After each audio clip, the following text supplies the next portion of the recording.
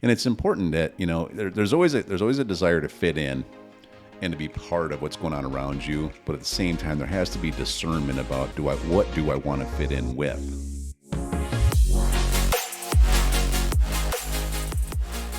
Hello, everyone. We are Greg and Jacquie Francis, and welcome to High Performance Parenting, where our passionate goal is to encourage you to raise champion children in a crazy world. Every week, we will bring you multiple episodes from our extensive experience of raising our six happy, healthy, successful, godly kids who are confidently equipped to win big in life. We deeply believe that any parent who is provided with the right knowledge and continual support can raise amazing kids. And when they do, all of our futures get better. If raising up future generations of absolute champions matters to you as much as it does to us, here's how you can contribute. Like and share this podcast with everyone you know. And together, let's embrace this journey of raising champion kids in a crazy world. All right, we are back in studio. Have some special guests here with my three oldest daughters.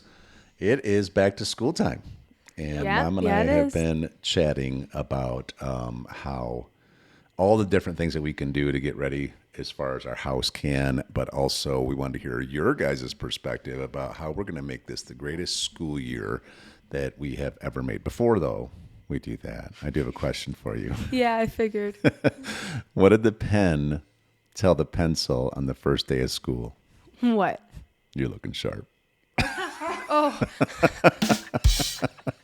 For a second, I thought you actually meant that we were looking sharp, so I was like really confused, and then I realized. Speaking of pencils, where do pencils go on vacation? Where? Pennsylvania. Oh, good one. Did you read it? No. Oh. I think she's told that one a couple times. She said Pennsylvania because she's not in a microphone, but that's good. All right, well, let's just get going here. Who wants to start? I want to have Bella start, I guess. Oh, yeah. Because she's the Hello. quieter one who will sit in the background and just be content with listening to everybody else talk. So we're going to make her talk. Yeah. So, Bella, what are you going to do this year as far as making this the best year? First of all, what grade are you going into?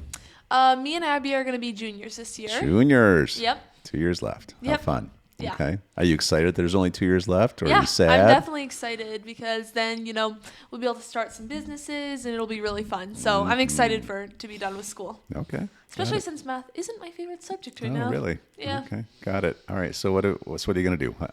Well, I think some of the key things about having a successful school year is making sure to start your days and get going right away, get done with the hard subjects such as math and things like that, because I found last year that sometimes I would procrastinate a little bit and then it just made math more hard, and then I'd be rushing to get it done at the end of the week, and it just Interesting. Okay. Interesting. So this is a really good life lesson. Yeah. For sure. And it'll be this way your whole life, just so you know. Mm-hmm. It is really good. And you started with a list of things to do to actually knock out the one that's the most daunting as early as possible, because then all these other things that are on your list, you can do them without the anxiety of the daunting one there. Yeah. Instead, and you guys have done this, right? Where you actually do the hardest thing first, and it's kind of like, okay, the rest of these things are kind of easy. Yeah. And so it's like, it's just a different way of doing it. But you have to fight your flesh, right? Because your flesh says, yeah, let me avoid the daunting one as long as possible. But like you've heard us say before, the longer you procrastinate on something that has to get done that's scary, does it get less scary or more scary? More Definitely scary. more. Right. And then it affects everything else. So, okay, that's a great tip. What else? Yeah.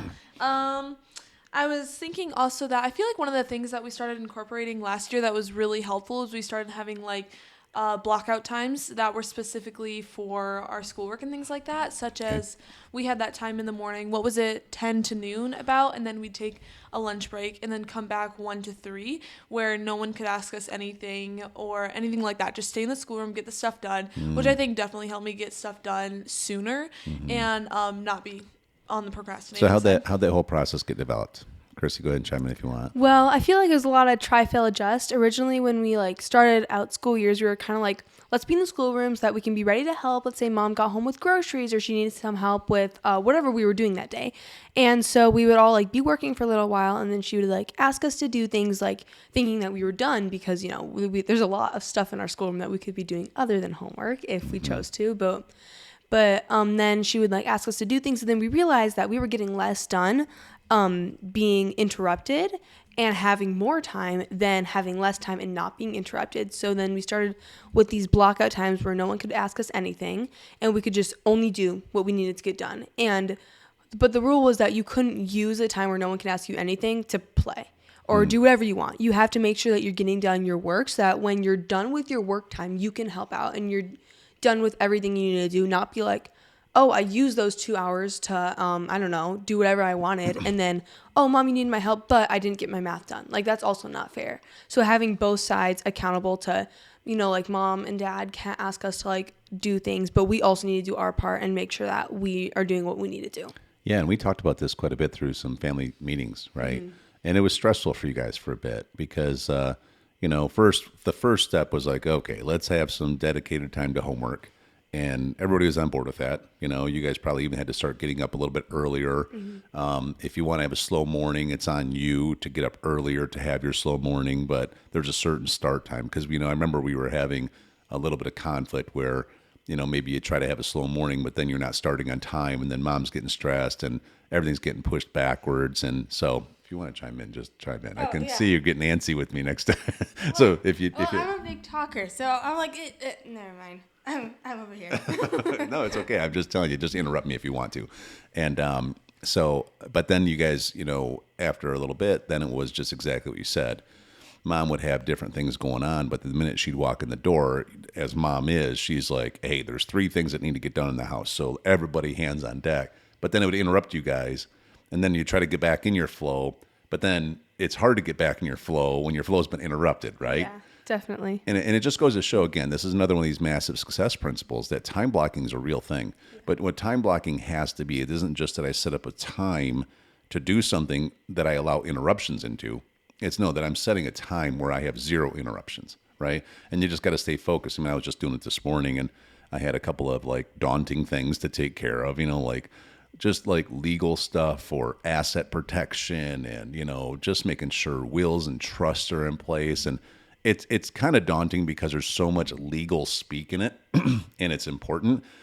So I was like, this morning I got 20 things to do, but I'm getting this one in place to set up the meetings I need to set up, to send the stuff I need to send. I already have it all scheduled for next Monday with the right legal guy I need to talk to. But the point was I needed some just focused time, but I feel like 100 pounds lighter because I got the hardest task done. Now the rest of the day is kind of like, all right, this will be easy, And so what happened to will you check that real quick? Okay, guys, just cutting back in here, probably a quick little edit. We had a technical difficulty there, but we were just talking about time blocking and coordination of tasks from protection from being interrupted, and that's a big one that we'll for sure do this year. But I do want to talk about this a little bit more because one of the things we try to get across to the people who are listening is that hopefully, well, maybe you guys can explain how nice it is to have an open door to communicate, even if like me and mom are doing things that are creating issues for you guys, right? Wouldn't you guys agree with that? Right, absolutely. Because I believe in one of your guys' other episodes, you mentioned how kids won't normally like speak up if the parents don't open up the door to, because I'm always thinking like, will I bother them? Is it the wrong timing? Should I be pointing out something that's bothering me if they're doing something that, Am I being disrespectful? Right. Am I going to say it wrong? Will they get offended? And all those things will run through my head before I think about, well, we need an open communication. So when the parents open it up, kind of like, hey guys, we're completely open to any opinions you guys have, whether we're going to use them or not. We want to hear everyone's opinions on how we can make this better. Mm-hmm. And it definitely, when we know it's sincere and we know that they're truly willing to, it really makes it a lot easier to have a great flow in the family so that all of us are happy. So like with our new time blocking like system, it definitely works well for every single one of us because we all work together and put it together in ways that like benefits everyone. Yeah, and then you throw in like even the sports schedules, and you guys are new drivers and you're about to start going through driver's ed now, and there's just a lot of transition with this, and it's really important that we all just keep talking. There's a lot of stuff. I was telling your mom yesterday when we were podcasting that it's a new season. You know, it's one thing to be helping as a parent, helping Hunter navigate her season right now. It's a whole nother thing for 16 and 15-year-olds. You guys have so many things introduced to you right now. You know, you have so many kids around you through sports, etc., that they're being introduced to adult things that they're not even ready for, right? Like the majority of them are. And it's important that, you know, there's always a desire to fit in and to be part of what's going on around you, but at the same time there has to be discernment about what do I want to fit in with, right? And this requires a lot of conversations, I think. And so I'm glad that you guys always feel like you can talk to us. You know, I'm glad that mom makes a lot of space to go for a walk or go for a drive or, you know, whether we're out golfing. And we want to hear from you guys. You know what I mean? Like we want to. So this year and next year in particular, the next 2-3 years here of school, I think if I could give you some advice about how to get the most out of it and how to minimize potential mistakes, it is going to be to make sure that you guys are being more proactive about talking to us about stuff you're seeing or experiencing or dealing with or don't understand or being peer pressured into. The more we're talking, the more we can help you navigate this stuff. Does that make sense? Yeah, definitely. I feel like open communication is huge for this season. Okay, so what else, Bella? What are you going to do this year to... Do you have anything else near the list there? I don't, but we can. You're gonna wing it a little. We're gonna wing it a little bit. It's all good. Yeah. So I think also one of the biggest things is since school season starts and then sports starts at the same time, one of the biggest thing has been open communication specifically for sports, or else it gets kind of crazy. It'll be a new aspect, me being able to drive us to the sports this year, and Abby, you know, too.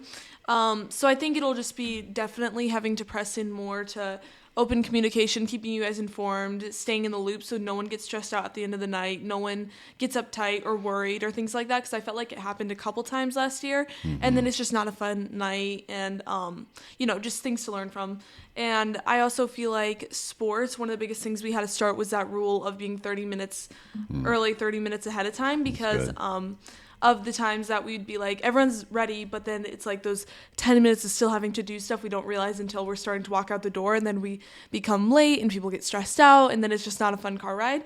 So I think one of the biggest things starting last year was the being ready 30 minutes ahead of time definitely helped make like the things that we did a lot less stressful. Right. So what Bella's referencing, for those that aren't aware, it's, you know, let's say we had to leave at 3:00 to be somewhere. And what would happen is that last 5-10 minutes was like, where is so-and-so? Why is this not there? You forgot your shoes. We're getting in the car. It's 3:03 now, and people are running back in because I forgot my water bottle. This happened. I'm like, is everybody in the car? One kid's not even in the car yet. You know what I mean? Like, it was just like getting to the point where, what are we doing? And so we just made a rule that you need to be completely ready to go out the door 30 minutes prior, which then at that point, now everybody's ready to go. And then it's like, okay, mom might say, I got a couple little things I need you to take care of, but they're not so important that we couldn't just abandon them and just leave. And so it really created a lot of peace, didn't it? Yeah. Yeah, it for sure helped with everyone being less stressed going out the door, because when you get more stressed, we get more like annoyed with each other when we do certain things. Like, I know for me, I absolutely hate it when we're late. Yeah. Like, it's always been that way since I've been young. I'm like, I don't really care how everyone looks. I don't care what you brought. We're going to be on time. That's right. So when somebody's late, it really gets on my nerves. And so I really appreciate it when everyone's ready, especially so that, like, if we want to leave and get there 10 minutes early, that's like extra bonus points. Like, it's awesome. I like having it's a value that you have, that, you know, however you receive this early on, that, you know, if you're not 10 minutes early, you're already late, kind of a thing. Definitely. And I like that value. You know, I think it's probably a little bit of a personality thing too. You know, you and I are both very type A choleric people. And so I'm the same way. I don't really, especially when it comes to like a sport or anything, I like to be the come early, stay late kind of guy. I think it just shows leadership. You know, it shows respect and honor. And I don't like looking bad. You know what I mean? Like, I like setting the tone. And so I'm with you. And, you know, and maybe your personality might be like Bella, or maybe a little more sanguine. Like, Bella's a little more laid back. Abby's a little more sanguine sometimes. And so, the reality is you just have to realize that with your natural personality, it isn't as high of a natural value for you, right? But it does matter. And so you have to kind of work a little harder to create structures for yourself to make sure that you don't allow yourself to get into a bad habit of not being on time. Do you want to say something, honey? Yeah, I did. Definitely setting this 30-minute thing of getting like out there before. It helped me a lot because I was normally the last one out the door when it came to things for a while. Well, at least you're honest. Yeah, I was. I was one that would be like, okay, I'm done. And then I'd like run through my whole mental list. I'm like, wait, I still got 5 more things to do. And I'm normally one, if it was like dad with all of us, I'm one that has to lock up the house normally and take care of the dogs and do everything like that. Yeah. So it didn't really help me when I had to go in there for the last time and they're all waiting. And then I remember one night dad's like, Abby, you really got to get out there on time. I'm like, okay. I'll try. Yeah. Well. Yeah, well, we're figuring it out, and we had to build this system. Again, it's also part of just being part of a big family, with a lot of things in our schedule. And so, I know, like, whenever you're a little late, it isn't because you're lazy. Just like mom, she'll make me late sometimes, but it isn't because she's lazy. It's just she in her brain, she has a checklist of all the things to do in the house, and she'll start trying to do 2 or 3 more things before we leave, which then can delay her, right? And so, but we're working it all out. So anyways, we'll continue this on part 2. And, but this is great, ladies. Awesome. Hey everyone, thanks for listening and thanks for your love and support. We hope that today's episode added tremendous value to you and your family. It would mean so much to us if you would partner with us on our mission of helping parents around the globe raise champion children in this crazy world. To do so, simply take a moment to like and share this podcast with everyone in your network. See you next time.